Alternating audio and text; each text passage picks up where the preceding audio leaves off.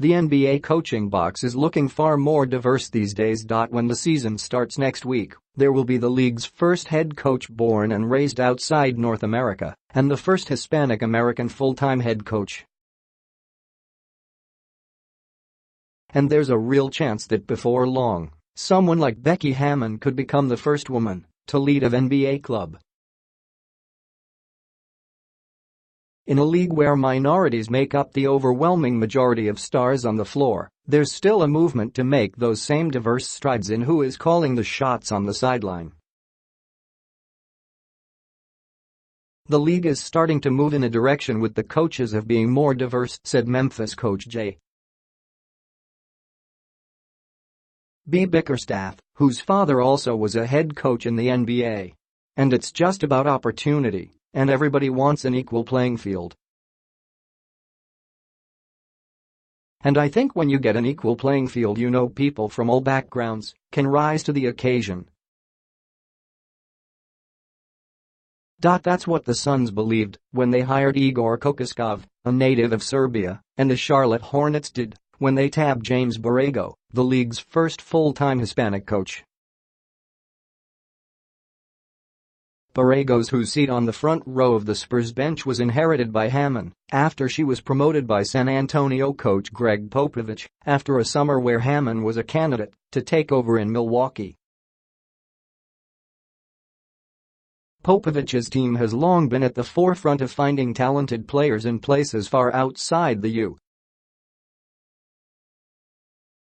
U.S. and it's no surprise he's thought outside the box to grow his coaching tree.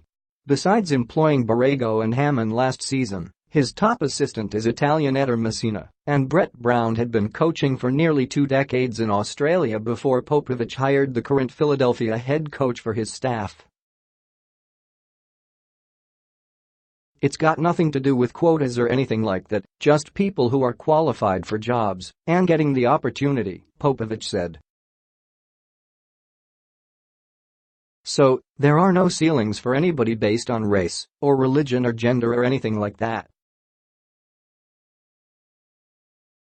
Nearly a third of the league changed coaches, providing opportunities for successful head coaches to quickly land with new teams: Mike Budenholzer, Milwaukee; Dwayne Casey, Detroit; David Fizdale, New York; Steve Clifford, Orlando. Assistants a shot at finally running their own clubs: Kokoskov, Phoenix; Nick Nurse, Toronto; Lloyd Pierce, Atlanta; and second chances to coaches who only had brief stints at the top: Bickerstaff and Borrego.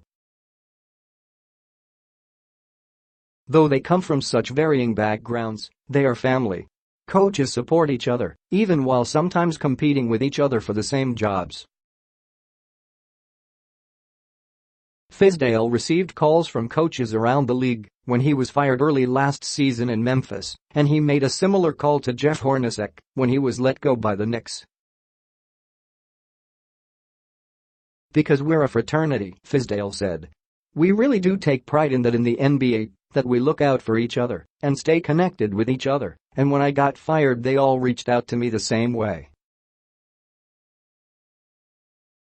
And it's heartfelt, because there's only 30 of these. NBA Commissioner Adam Silver asked teams to review their hiring practices in the front office following the workplace harassment investigation of the Dallas Mavericks, with the hope of more women being hired at the senior levels. He doesn't have the same concerns at the coaching level, in part because of Hammon's success. When she coached the Spurs to the Summer League title in 2015, Silver said he had no doubt that a woman would someday coach an NBA team. I think just like we've seen enormous change in our society just in the last decade, I think that's another ceiling, another barrier that will be broken, Silver said at the time. He credited women such as Hammon and players willing to follow them for his belief. But Popovich and other coaches say the credit goes to Silver for making diversity and inclusion such important themes in the NBA.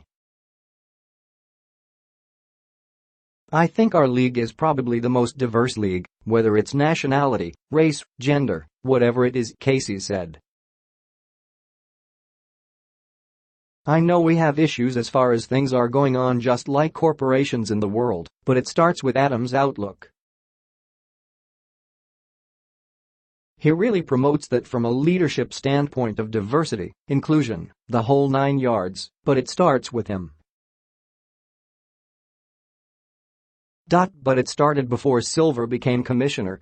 There were 16 coaches of color, more than half the league, in 2012, with 14 African Americans, a Filipino-American in Miami's Eric Spoelstra, and Caleb Canales, who became the league's first Mexican-American coach when he replaced the fired Nate McMillan in Portland on an interim basis.